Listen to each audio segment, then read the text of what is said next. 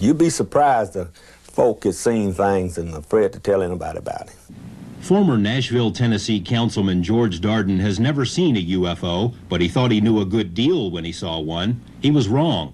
Darden hoped he could create a few jobs and some tourist income by building, with city funds, a UFO landing pad, sort of a Nashville-style welcome wagon for visitors from the Crab Nebula and beyond. The plan was defeated by a council vote of 27-1. Got one vote, which was a start, and that was my vote. Darden then tried to build the project with his own money, but was denied necessary permits by his skeptical, amused colleagues. The newspapers had a lot of fun at his expense, and the councilman even landed himself on the Joan Rivers show. Politically, he was doomed, and so was his idea. People have come right here in front of my house in tour buses because it came on the radio that I had built it in my backyard, which I had not.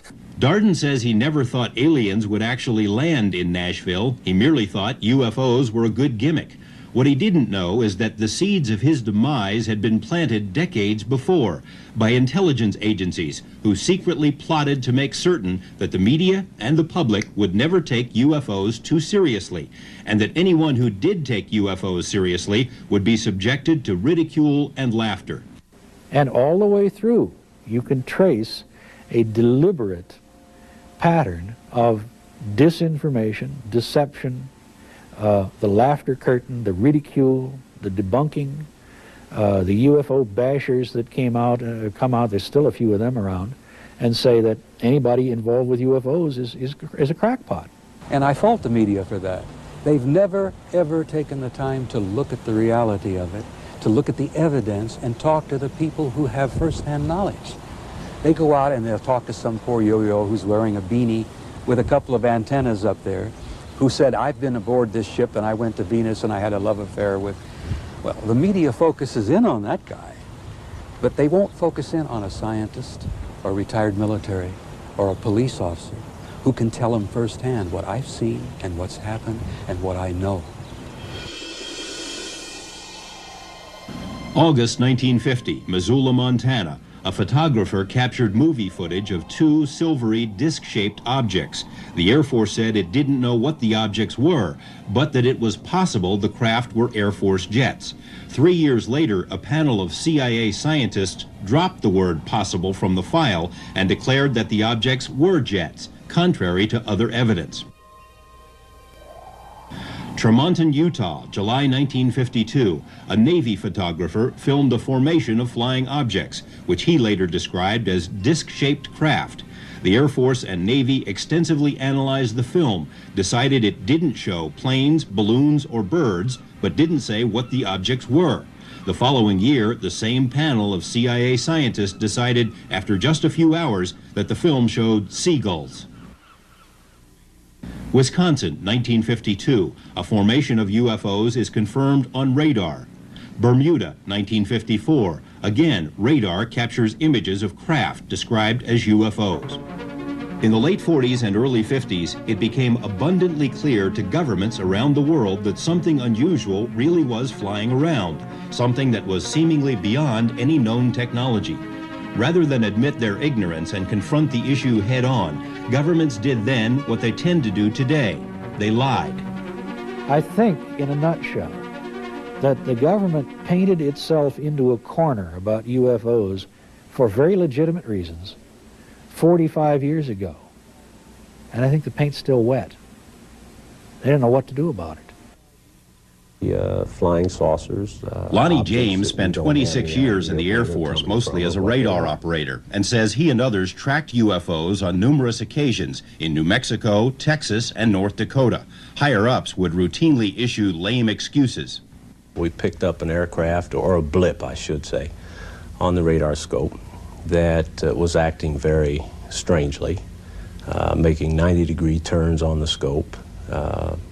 We watched it on the height finder first, and it appeared to just rise in height and descend at will. We don't have any idea where they're coming from or what they are. And it's being suppressed by our own government. The individual who told us it was a weather balloon or who told us it was a missile from White Sands had to be an idiot. Total idiot. This former Air Force officer doesn't want his identity revealed, but recalls daylight UFO sightings while stationed in Alaska. They appeared to be discs of some kind or another, and silver in color. And they were just sitting there, perfectly stationary. As the jets proceeded to go after them in different groups, they came back together again at incredible speed. It was just like the blink of an eye. Nobody knew what they were, and they were completely beyond our capability, and we knew, you know, we thought we knew the capabilities of the Soviets at the time. They didn't have anything better than the MiG either. Many people trace the beginning of the modern UFO era to the June 1947 sighting of 9 objects by pilot Kenneth Arnold while flying over Washington State. Arnold compared the flight of the objects to a saucer skipping across water, and the term flying saucer was born. In reality, sightings had been taking place for years before Arnold's brief encounter.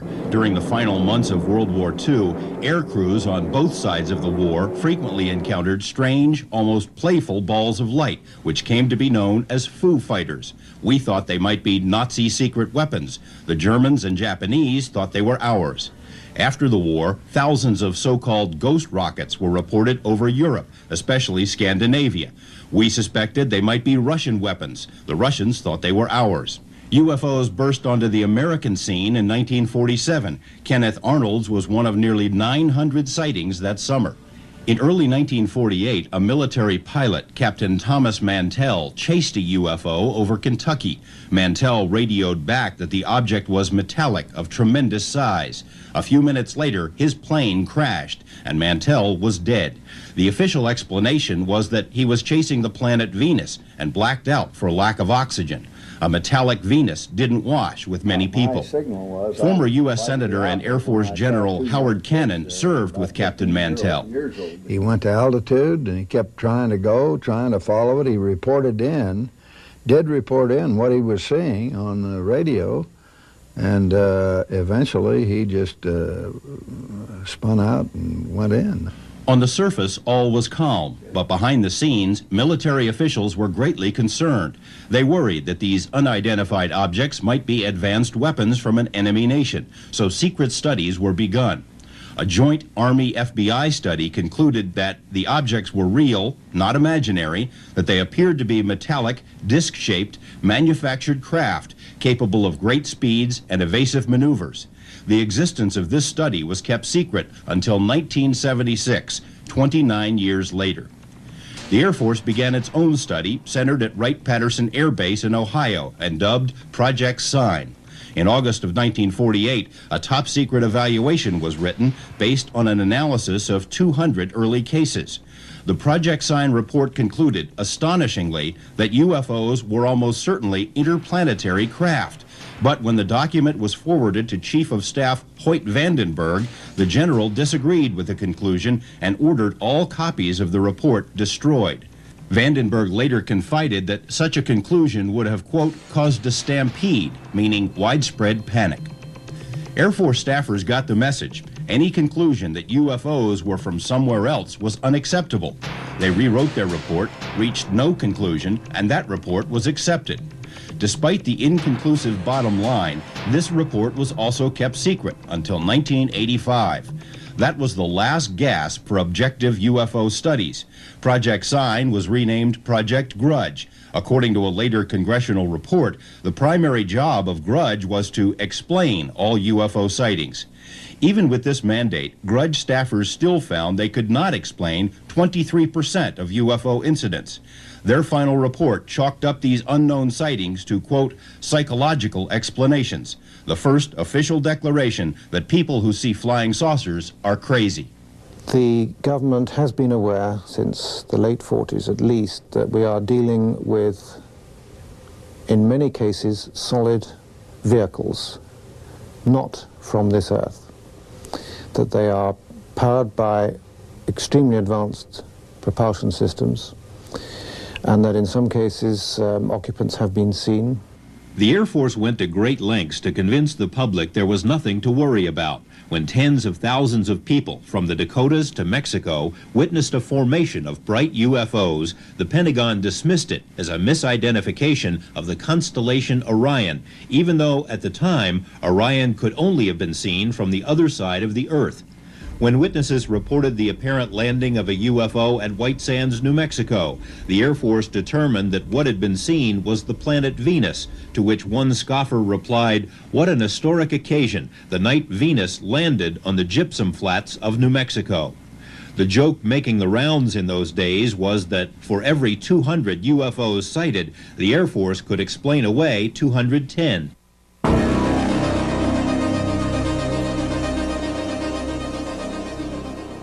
Even less cooperative than the public were the UFOs themselves.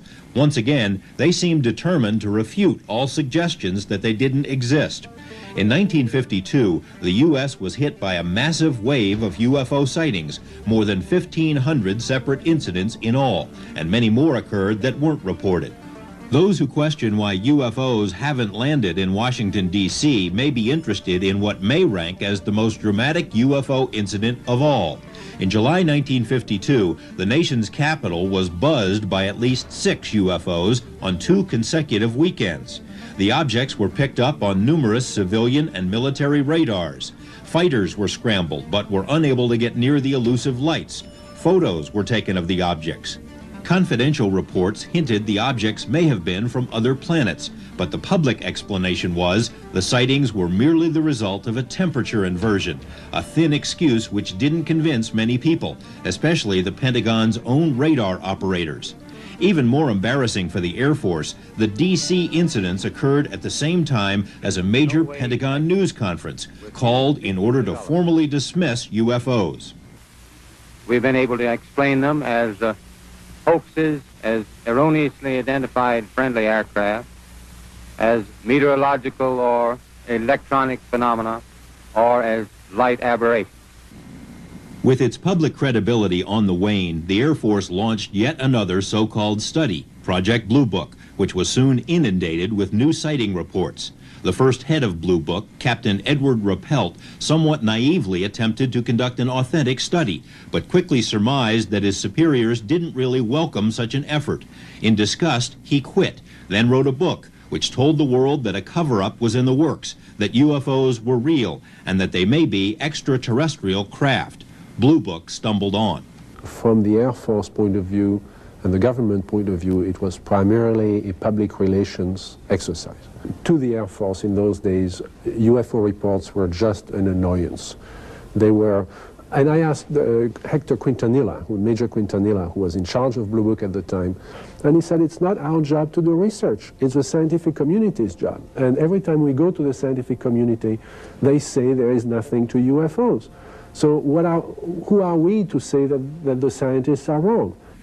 Despite the pretense of being an objective study, it became abundantly clear in later years that Blue Book was a public relations exercise, and that the best, most intriguing UFO cases were never included in Blue Book's files. This memo, issued by an Air Force general in 1969, confirms that UFO cases which affected national security were sent to another program, one that remains secret to this day. So the notion, which most people seem to accept, that the only group concerned with UFOs was this wonderful scientific group, Project Blue Book, which it never was anyway, is nonsense, as clearly enunciated by an Air Force general told to look over the whole situation. Former Air Force Colonel Wendell Stevens was stationed at Wright-Patterson Air Base when the UFO studies were headquartered there. He was assigned to a special project in Alaska, along with a team of civilians and several planes packed with sophisticated electronic and photographic equipment. And we succeeded in getting, collecting information probably 2 or 3 times a week. And some of the cases, of the contact cases, were quite spectacular. One of the key pictures that I remember was a time when a disc, about a 30-foot diameter disc, got in the slot behind the trailing edge of the big wing and ahead of the leading edge of the small wing, and only inside of the wingtips, within 50 or 60 feet of the fuselage, and sat there for 2 or 3 minutes. And they took pictures with all these cameras, and we would package it in a metal box, a little locker that was locked and chained to an officer's wrist and flown to Washington. Every night we got one of those. None of that has ever been released. Up next, journalist Brian Gresh investigates the central event in what some have called the Cosmic Watergate.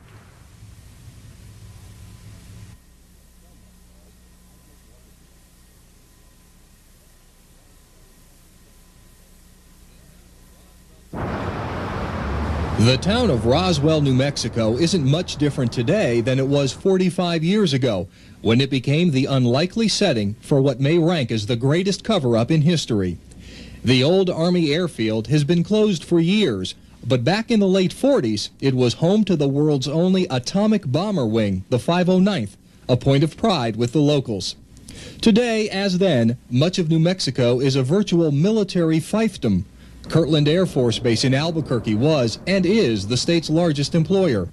Los Alamos Lab and White Sands Missile Base are still key players in the nation's defense establishment. If someone had wanted to get a clear picture of America's military capabilities back in the 40s, New Mexico would have been the place to be.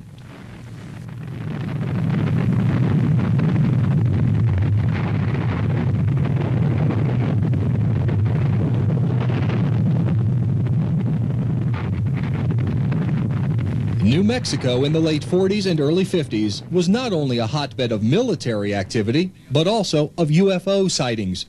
Green fireballs and other unexplained phenomena had been reported over nearly all of the state's top-secret military facilities on an ongoing basis, prompting hush-hush studies and evaluations. One secret study, dubbed Project Twinkle, concluded that it was doubtful the phenomenon was of natural origin. One reason? When attempts were made to photograph or record the fireballs, they simply moved to another location, as if they didn't want their pictures taken. Twinkle remained classified for decades. By early July of '47, the public was also becoming aware of the flying saucer mystery. Kenneth Arnold's famous sighting had occurred only a few days before, spurring a nationwide sighting spree. But what was seen in the skies over Roswell was different from the other elusive lights. This time, the lights came crashing down. A rancher named Mac Brazel was the first to spot the wreckage in the desert. He first phoned the sheriff, who then called the Army Air Base to report that something had crashed, a decision both would soon regret. The base dispatched intelligence officer, Major Jesse Marcel, to the scene. Marcel and others gathered up some of the strange material and brought it back to Roswell. Foil-looking material. About the thickness or thinner than the foil on a package of cigarettes, and that's pretty darn thin. Could not be burned, could not be cut with a pair of scissors.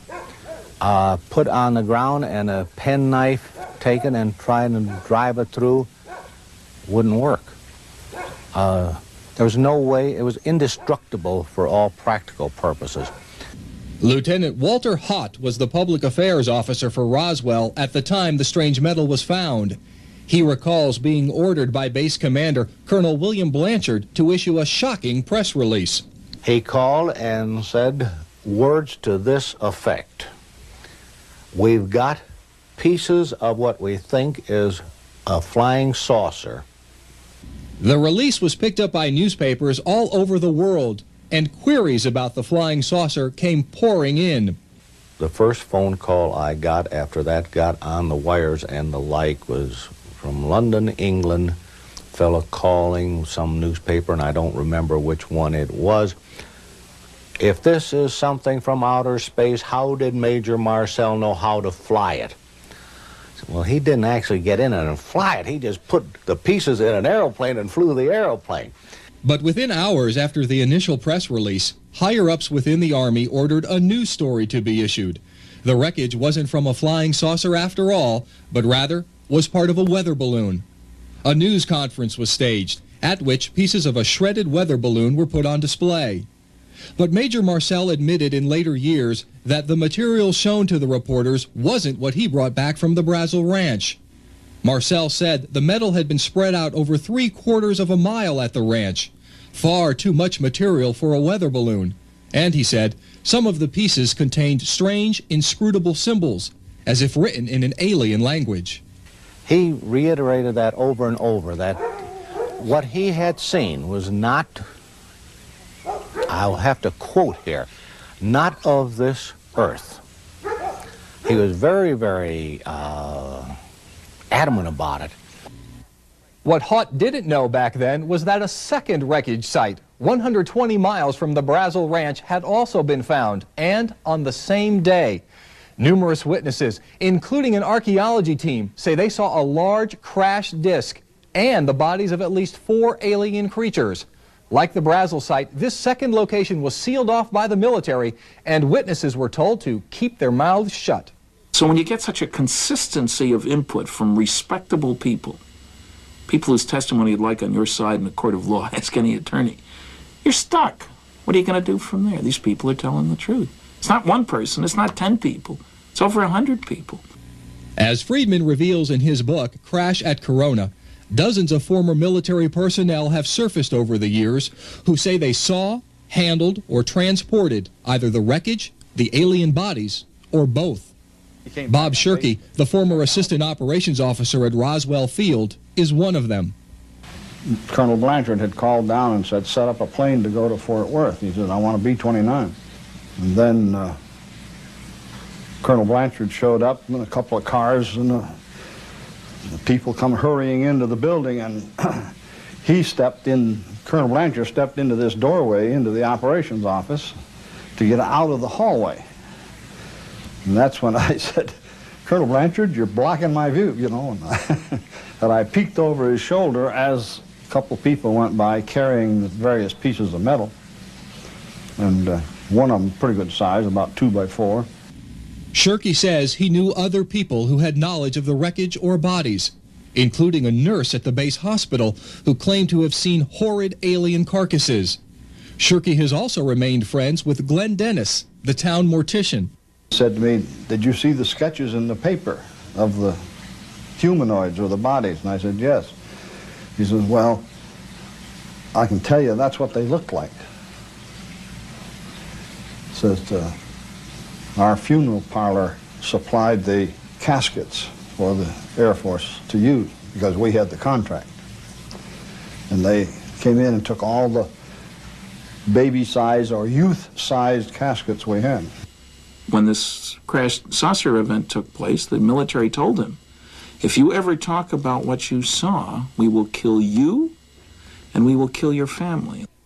While a cover story was being spoon-fed to gullible media, more dramatic steps were taken to ensure that the story of the saucer and bodies would spread no further. Mac Brazel, for instance, was held incommunicado for a week, and when he finally re-emerged, had changed his story about what he found. Sheriff George Wilcox confided in later years that the lives of his family had been threatened by the military unless he kept out of the investigation. His own samples of the strange metal were seized. A Roswell radio station was ordered by the FBI to cease transmission of a story about the crash.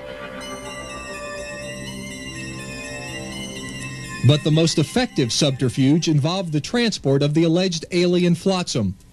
Witnesses and records indicate that some of the material was immediately flown to Fort Worth, then on to Wright-Patterson Air Base in Ohio, and perhaps to Washington, D.C.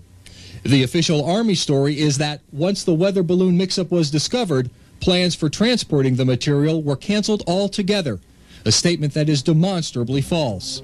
Pilots who flew the material out of Roswell have confirmed the Army was lying. One pilot even claimed to have seen the alien bodies while in flight. This official FBI memo, dated July 8, 1947, clearly indicates that a, quote, disc was being transported from Roswell to Wright-Patterson by a special plane for examination.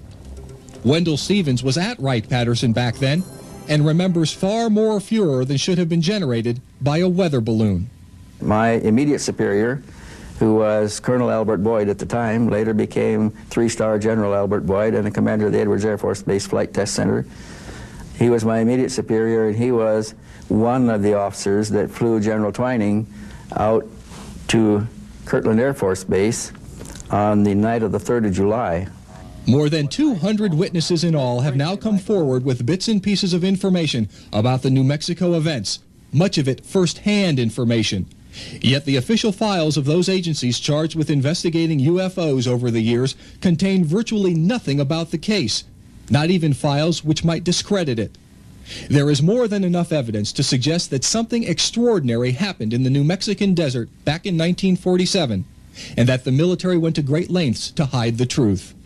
We have the general who took the call from Washington saying to cover it up. We have the rancher, his son, the people around him, neighbors that he talked to, they come up with a consistent story, descriptions of not only the wreckage, but how he was treated by the government. We have the media people in the town of Roswell. Some of them are still alive. We have the guy who put out the press release. He's never changed his story in the 14 years since I've been talking to Walter Howe. We have the FBI memo. Even more unsettling is the possibility that there have been other crashes and other cover-ups. UFO researcher Linda Howe says she has been shown documents by military officials which refer to several saucer crashes and recoveries. Bill Moore, who co-authored the first book on the Roswell affair, says he has been shown similar documents. And Timothy Good has heard credible testimony from some of the best-known military leaders of this century. General George Marshall was supposed to have something to do with it. Marshall became quite forthcoming and admitted that there had been contact with UFOs and that there had been at least 3 crashes and occupants had been recovered, and he went on to say that the occupants of UFOs were hoping to eventually adapt to the atmospheric conditions on this planet. If there have been crashes and recoveries, if alien wreckage and even bodies have been found, where are they? What's being done with the proof? And why can't the public be told? More on these topics is still ahead.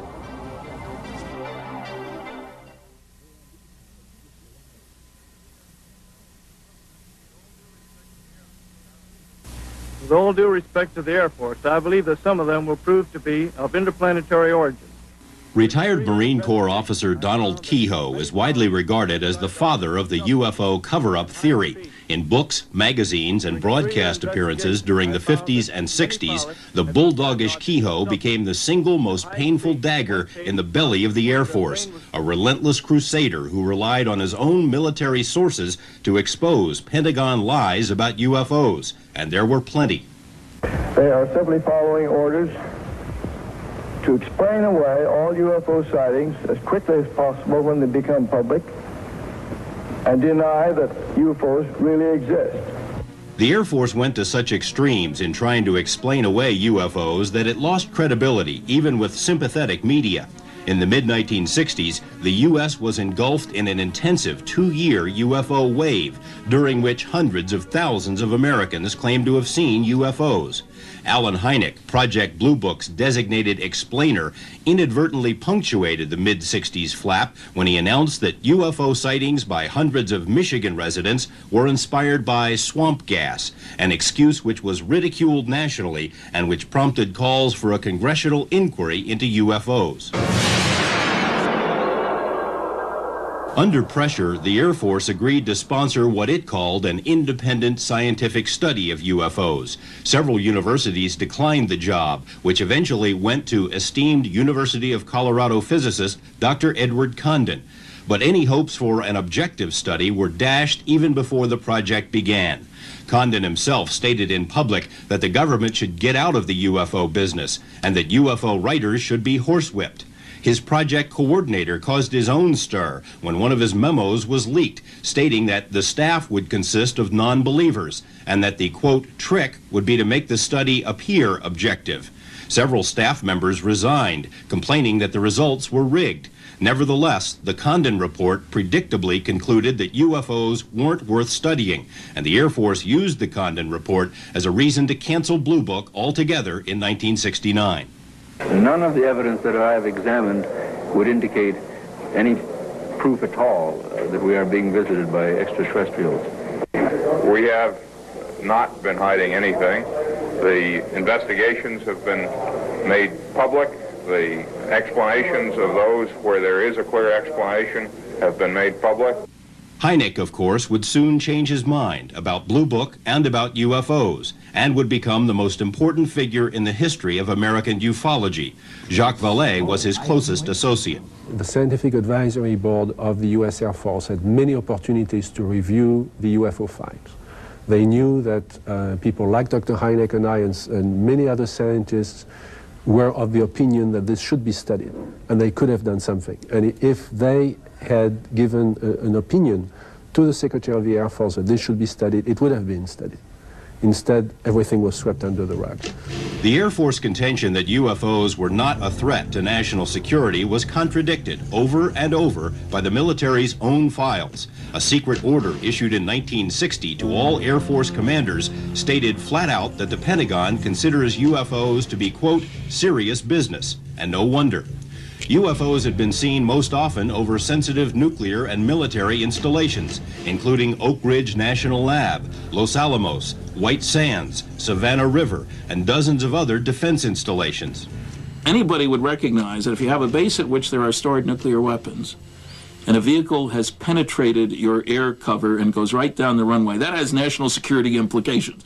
That kind of sighting is far more interesting to me than some light in the sky meandering along. So, on the one hand, we have this popular impression, repeated as recently as a few months ago by an Air Force spokesman, that there isn't anything that affects national security, and Blue Book was it. Well, that's absolute nonsense, and we've had the records to prove that for a long time. One indication of the Air Force's true view of UFOs was found in this chapter from a military textbook being used at the Air Force Academy in the late 60s. The Air Force was teaching its finest cadets that the UFO phenomenon has been global in nature for 50,000 years, that it is not psychological, that some UFOs appear to be craft controlled by aliens, and that there may be as many as 4 types of aliens visiting this planet. The Air Force's own words. When word of this chapter leaked to the public, it was pulled from the curriculum. Another indication of how seriously UFOs were taken was the level of secrecy assigned by the Pentagon. And it has been covered up. It was classified higher than the hydrogen bomb back in 1950. And it's still classified way, way above top secret.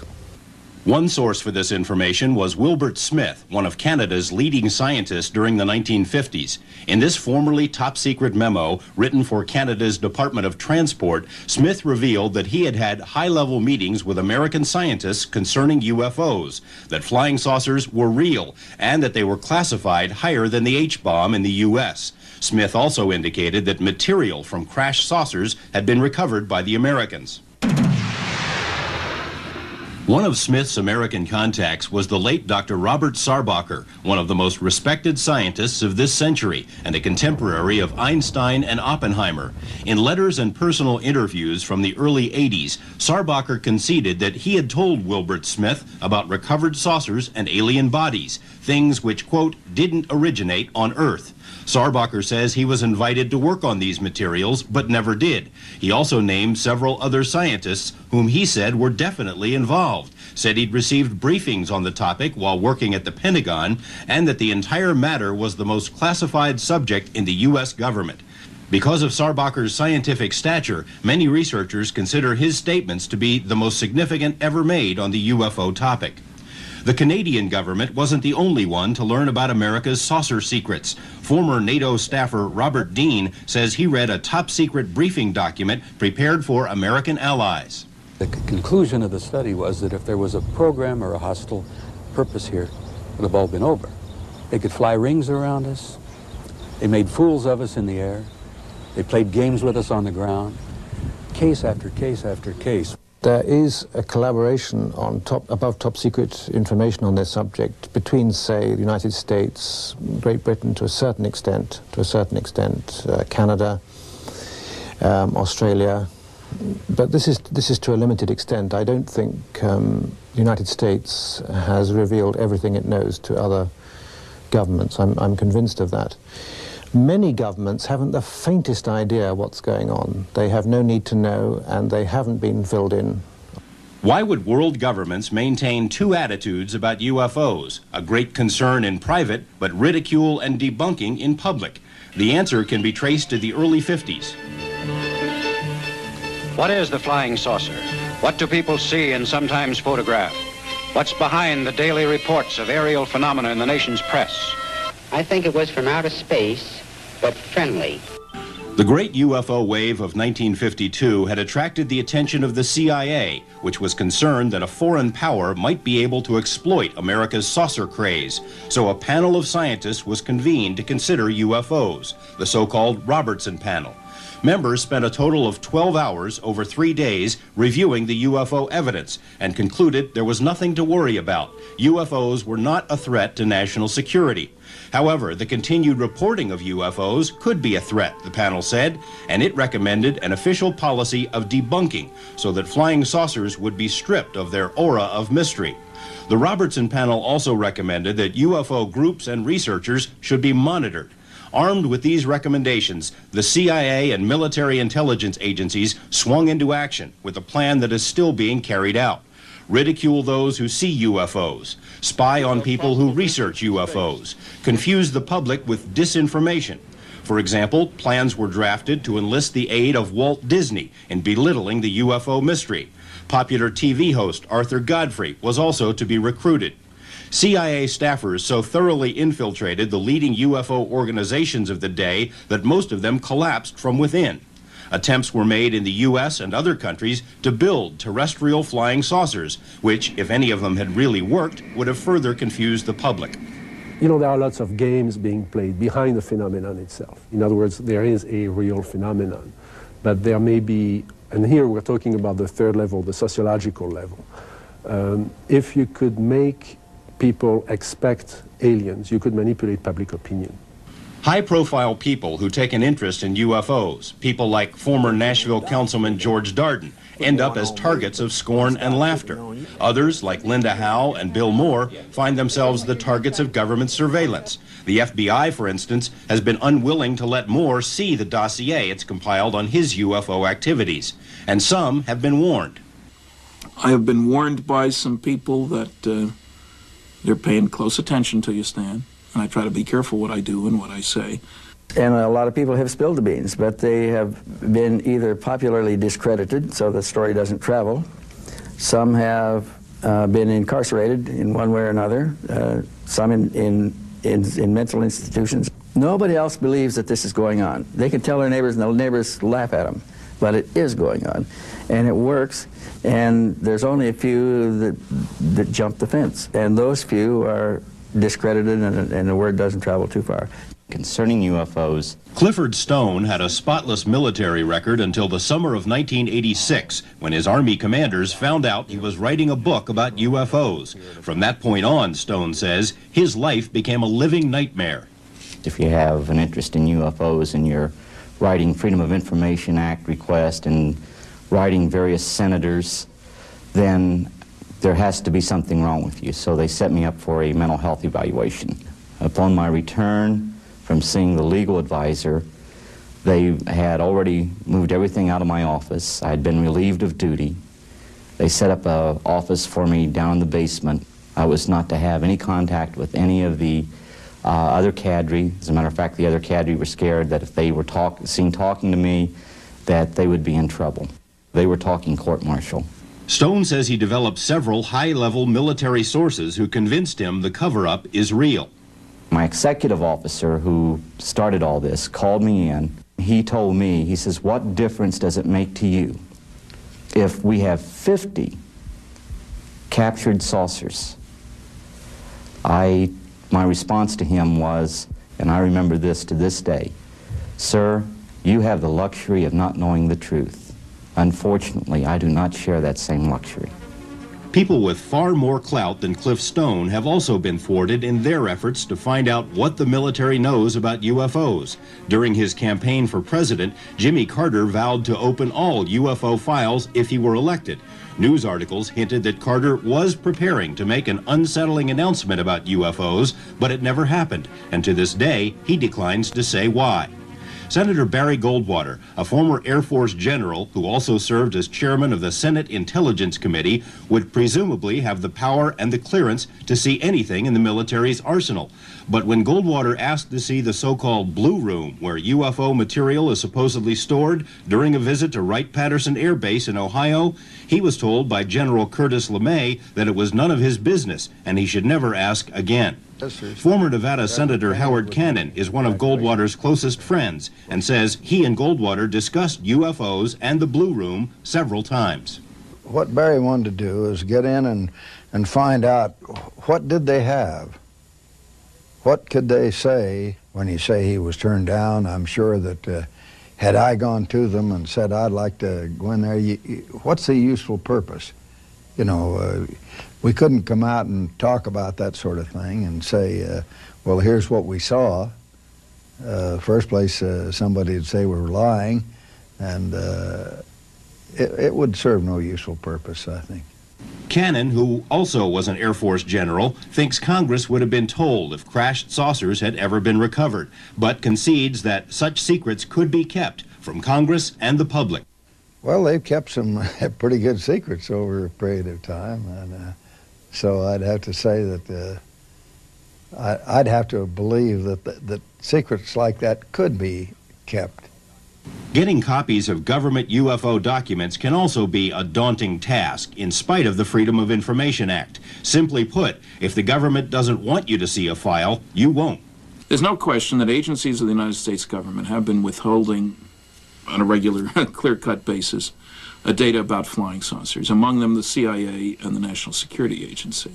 Today, 99.9% of all UFO government documents are available in the National Archives. UFO debunkers like Phil Klass somewhat naively assume that the government has no interest in hiding UFO files because there's nothing in them. That view is not borne out by experience. The FBI, for instance, vigorously and repeatedly denied having any UFO files or any interest in the subject. But when the Freedom of Information Act was passed, the G-men reluctantly coughed up 2,000 pages of UFO documents, dating back to the very beginning of the modern UFO era. Write to the CIA to ask for its UFO files, and you'll be told the agency hasn't collected UFO information since the 50s.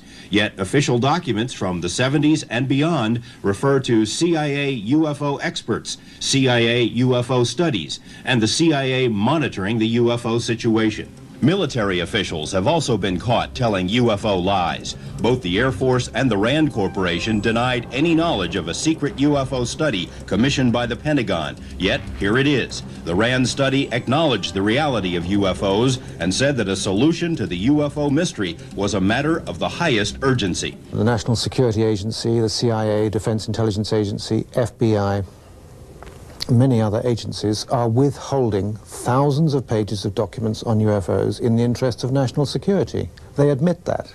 For decades now, since the 1940s, all those agencies I've just referred to have denied any sort of serious involvement in UFO research.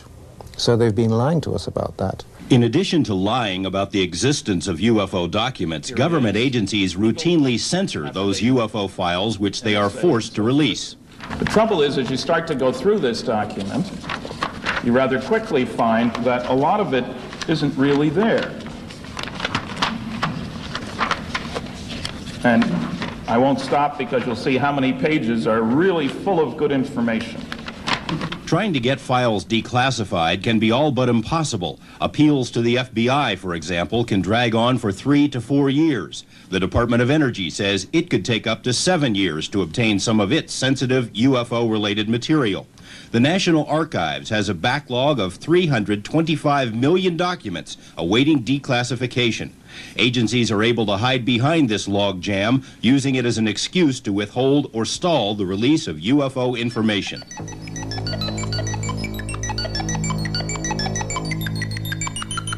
More disturbing than censorship, false denials, and stall tactics is government-sanctioned disinformation, which seemingly flows back to the CIA's Robertson panel.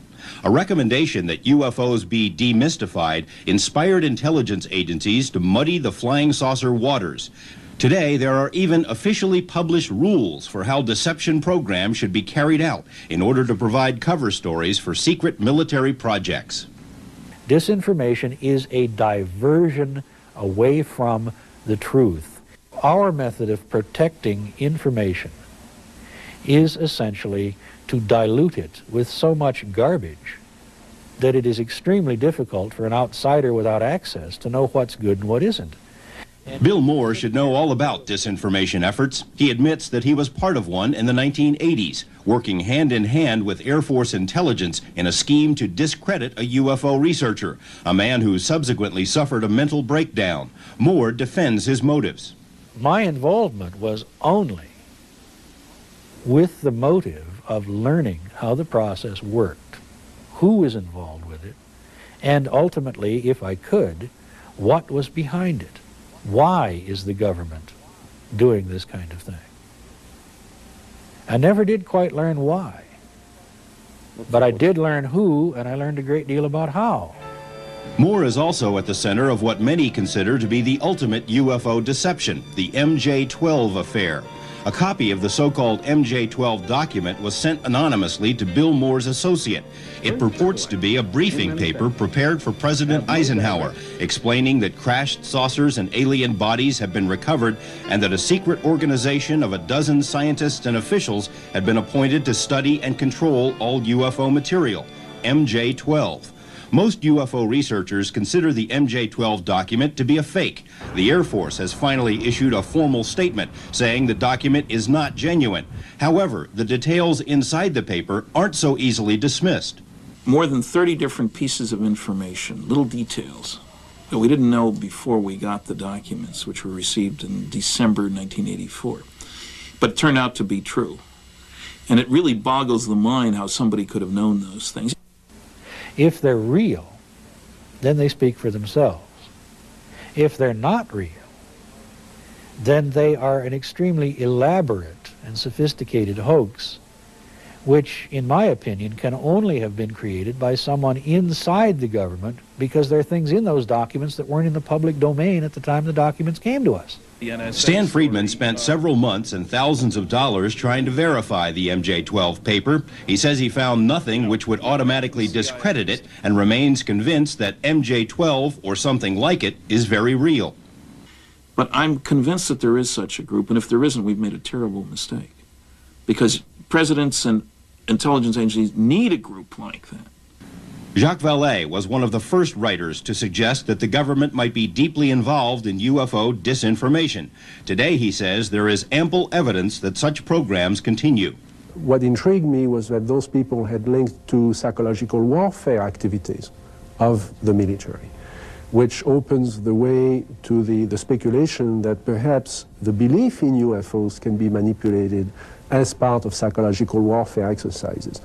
The long and winding paper trail clearly shows that our government in its various forms spies on UFO researchers, infiltrates UFO groups, lies about UFO documents, censors UFO files, threatens UFO witnesses, and weaves vast and elaborate UFO deception programs aimed at confusing and misleading the American public and the rest of the world. The government is acting in the view of many like a frightened child, afraid to face the truth. What are they afraid of, and why can't we be told? More on that as we continue.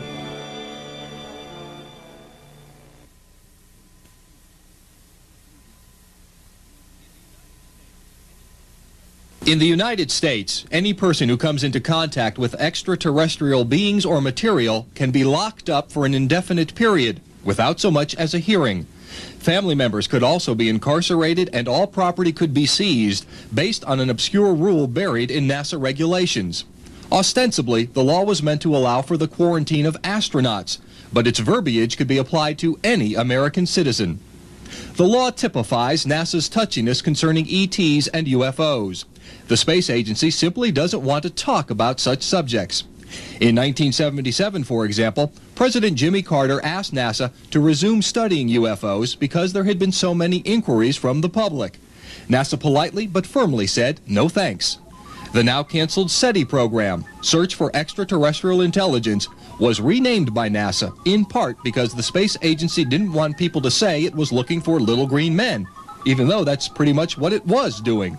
I think that there is a cover-up of sorts. I don't know to what degree it is because, of course, it's very hard to tell what's information and what's disinformation. Former astronaut Brian O'Leary has had first-hand experience with NASA's alien paranoia. Dr. O'Leary was recruited by NASA for a manned mission to Mars, primarily because of his extensive writings about the Red Planet. But when O'Leary took an interest in the so-called face on Mars and suggested it might even be the remnant of an ancient civilization, he encountered stiff opposition. I did an optical study of the face on Mars, and it took me 4 years to publish the paper.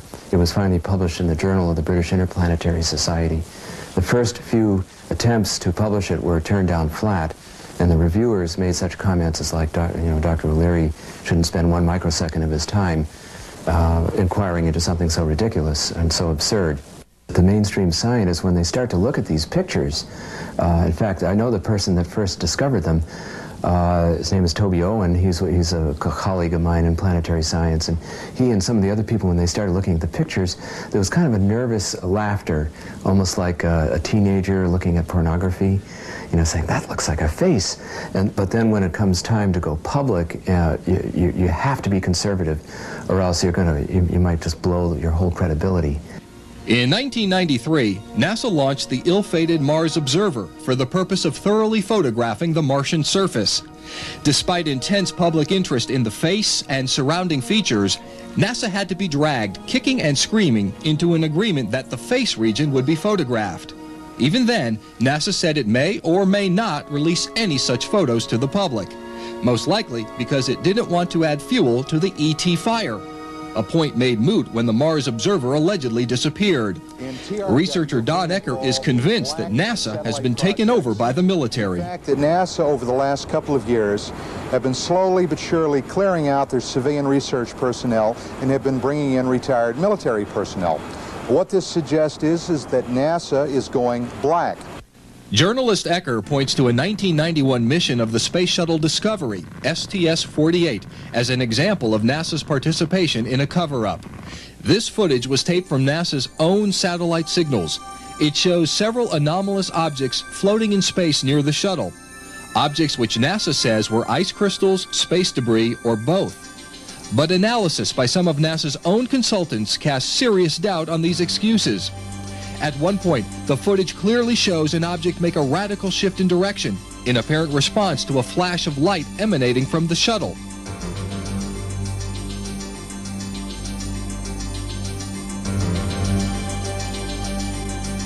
Here's the sequence again.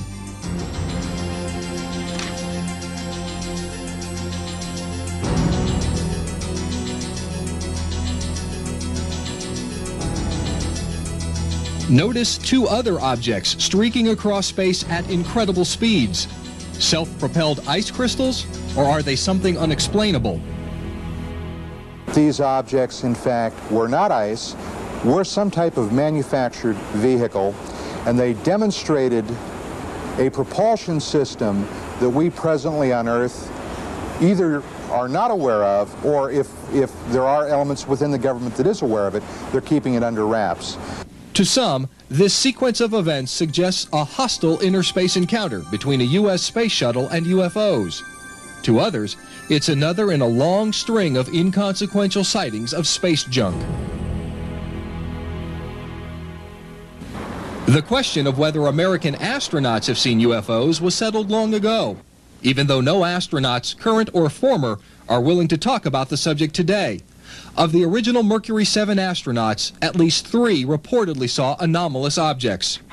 John Glenn saw sparkling fireflies dancing around his capsule. The late Deke Slayton said he repeatedly circled a stationary UFO while piloting a fighter plane. And Gordon Cooper was so certain that the craft he witnessed several times while flying over Europe were of extraterrestrial origin that he wrote a letter stating his opinion to the United Nations. Cooper has since recanted his statement but refuses to answer any questions about what he saw or why he changed his mind. In fact, none of the astronauts who supposedly saw anomalous objects were willing to respond to inquiries, including astronauts Frank Borman and James Lovell, who snapped this photo of 2 luminous objects from space, or James McDivitt, who confided in friends about his own UFO sightings while in orbit. They can't even tell their spouses, and I either get no answers or I get a very emotional response, almost embarrassment that, that I even ask the question. It's kind of ironic. It's one of these catch-22 situations. If you know, you can't tell. If you don't know anyway. UFOs have reportedly been monitoring human technology for decades, perhaps centuries. They've followed our planes and experimental vehicles, have been spotted adjacent to rocket and missile tests, and have done the same all over the world. What I have been told off the record by certain former members of the American space effort was that not only have there been UFOs encountered in many space flights and with the Russians, but that the Americans and the former Soviet Union had a very close covert relationship, working hand in hand in the pursuit of the overall UFO phenomenon. Under communism, Soviet leaders publicly scoffed at UFO reports, suggesting the whole matter was a capitalist plot. At the same time, the Russians sometimes used UFOs for their own propaganda purposes. They had launch sites that were secret, and when they launched a rocket, they encouraged the people in the area to believe that what they had seen in the sky was a flying saucer. They actually planted those stories. I think we've done the same thing. But the Russian military clearly knew that UFOs were real. Hidden in the archives of the Ministry of Defense is solid evidence of Russian UFO encounters, on Earth and in space. What's more, the Russian government knows that the American government knows. Because the Soviets got a jump on the U.S. in the space race, they also had the first outer space UFO sightings. Yuri Gagarin, the first man in space, reportedly saw UFOs during his flight, but said he was not permitted to talk about it. The second Russian in space not only saw UFOs, but filmed them. One frame of that film, showing several UFOs dancing around the capsule, was published in a Soviet magazine years later. Scientist Ramily Avramenko, one of the chief designers of Russia's Star Wars program, says the Soviet government knew UFOs were from somewhere else since day one of the space race. At that time, satellites in space were easily countable, but we also saw vehicles whose technical characteristics we cannot match even now. We saw tens of these in 1959. Surely the existence of these vehicles caused problems for the U.S. defense systems, because you are faced with this information as well.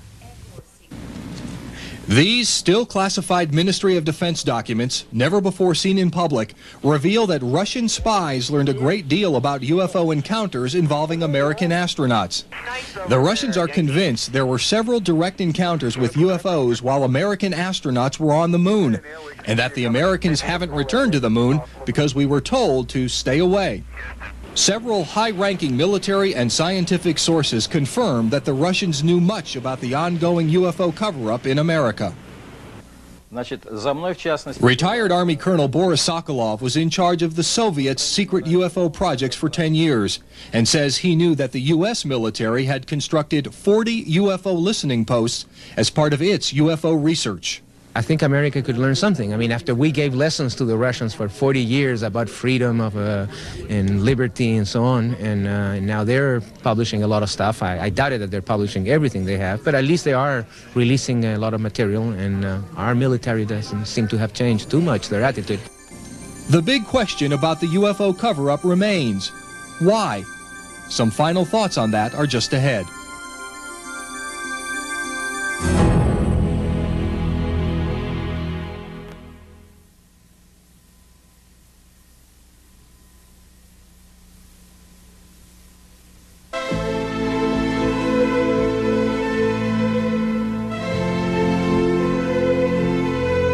When is a secret not a secret? When everyone has heard it, but few pay attention. The UFO cover-up has been so well documented over so many years that it has seemingly become part of our popular mythology. It is not a myth. The government's own secret studies concluded decades ago that UFOs were real. Those studies were suppressed, then replaced by public relations shams. Schemes were hatched to ridicule the topic, to confuse the public, to hide the real information. An extensive paper trail reveals that many people had direct knowledge of the cover-up and that many others tried to get the information but were refused. Government agencies routinely lie about what they know. Other agencies issue ridiculous cover stories and disinformation. Scores of witnesses recall what may be the most important event in history. The government says nothing. Other witnesses, including some of our modern-day heroes, have seen the proof with their own eyes, but are ordered to keep quiet. Good people are threatened and harassed to maintain this non-secret secret. The best evidence makes it abundantly, indisputably clear that someone, somewhere, has a lot more information than the rest of us. I think that there are people who must have, people in Washington and elsewhere, must have a building full of data that I think the scientific community should have. Data that comes from radar, from sensors on Earth, from sensors in the ocean, and from sensors in space. There is a cover-up in the sense that they are keeping that data to themselves. And I think the greatest secret may be that nobody has any idea what those objects are. It almost seems as if the government is toying with us. Wright-Patterson Air Base is widely thought to have been the home to recovered alien technology.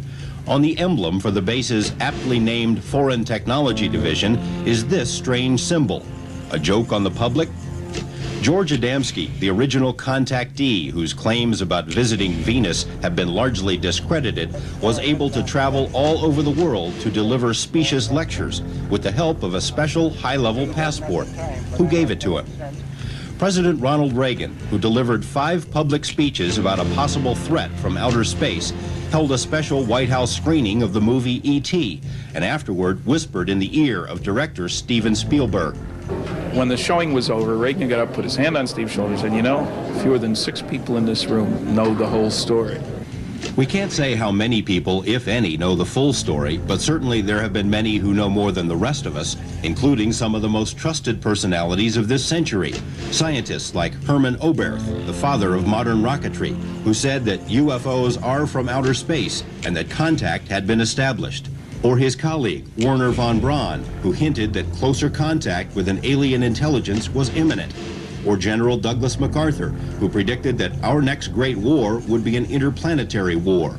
Or General George Marshall, who also said contact had been made and that UFOs could wipe us out if they wished.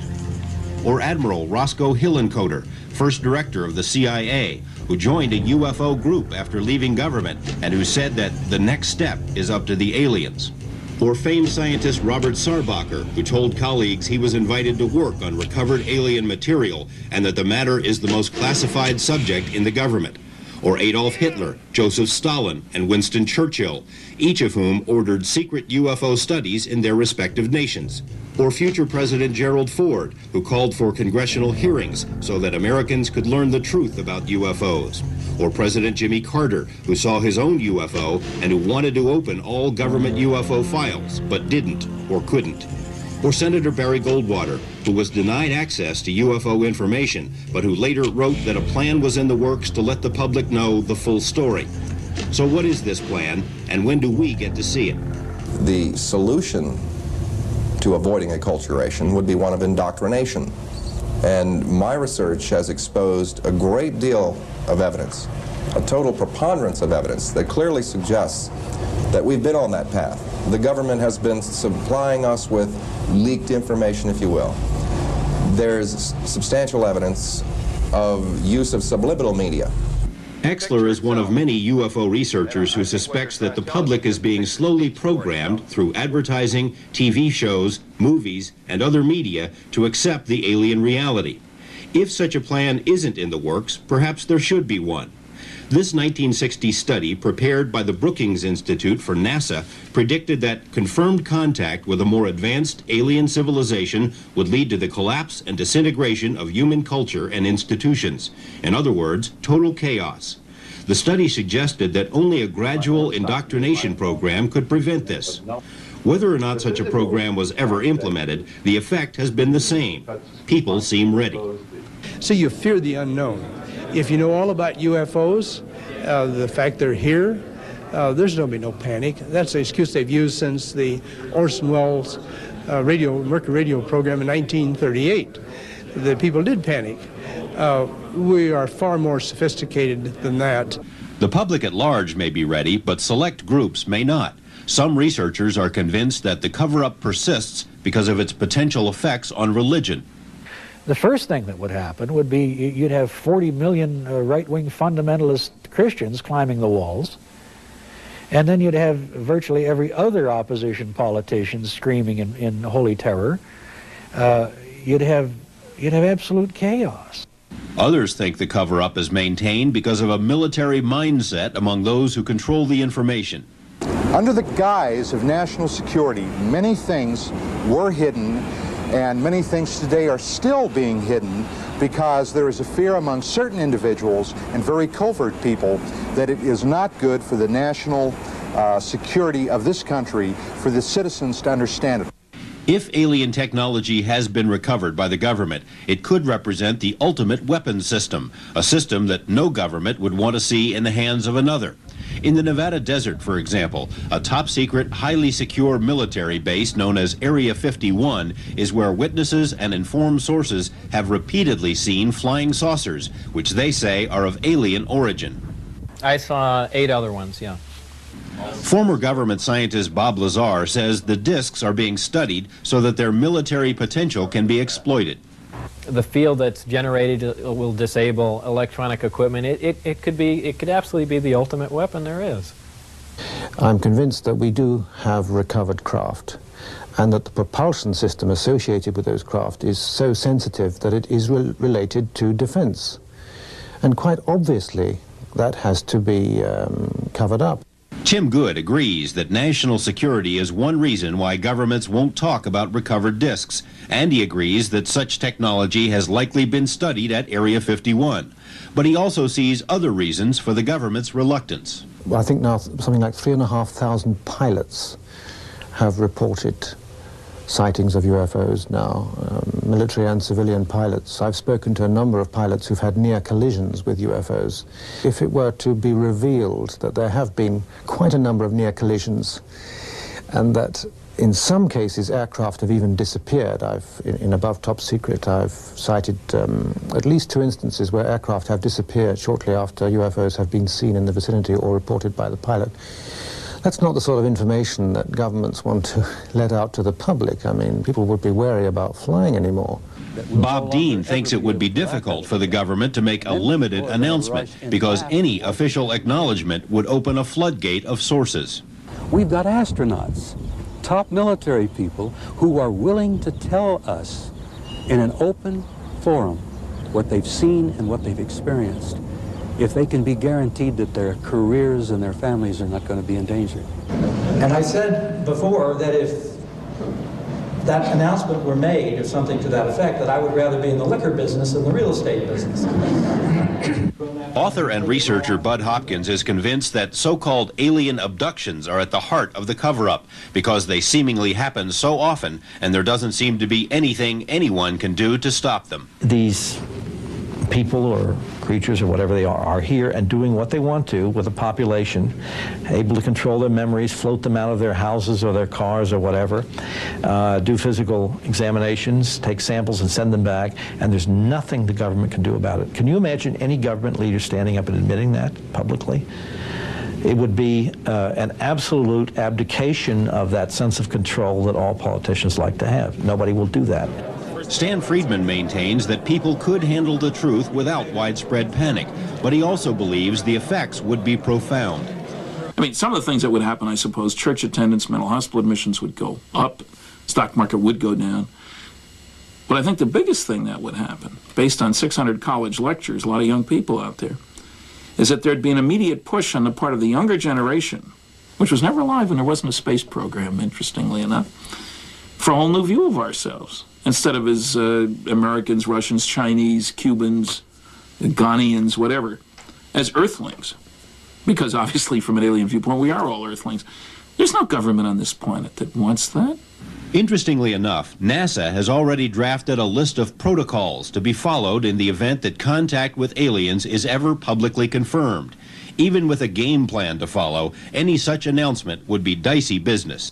Let's say that the president decided to make an announcement. This is, if he made it today, this is what I think that he would say. Ladies and gentlemen, this extraterrestrial spacecraft are operating in our environment. They can fly circles around the best aircraft we have in flight. Where they come from, we do not know. Who is in them, we do not know. We do know they can paralyze anybody they want to at will, take them into their craft. We do not know if they represent a threat. But we know that they're here and there isn't a damn thing we can do about it. Thank you and good night. If the government can't issue a declaration, what about the visitors themselves? Although it seems as if their presence has become more obvious over the past few decades, there apparently has been no overt attempt at blowing the lid off the cover-up. It's quite obvious that the secrecy doesn't even originate with the government. Why don't the visitors land on the White House lawn and make themselves public? Why didn't they do that this morning? The reason is they themselves are the architects of the secrecy. I get the feeling that they don't want us to solve this feeling. I get the feeling that they want to protect the secrecy program. I get the feeling that they don't like what is happening in our society in terms of learning about them. If the visitors won't end the secrecy, and if the government can't, the burden for uncovering the truth falls to the public. The UFO question isn't something which belongs solely in the domain of tabloids, talk shows, or movies of the week. We all have a stake in the answer. I think the only hope for a decent future for this planet is an earthling orientation. The easiest way to get it is to recognize that somebody's coming here, and to them, we are all earthlings, like it or not.